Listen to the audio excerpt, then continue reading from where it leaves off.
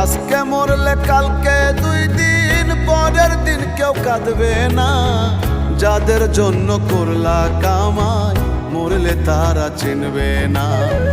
আজকে মরলে কালকে 2 দিন পরের দিন কেউ কাঁদবে না।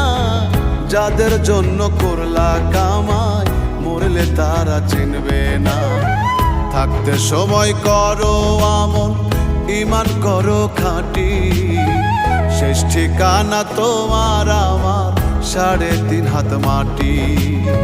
শেষ ঠিকানা তোমার আমার 3.5 হাত মাটি।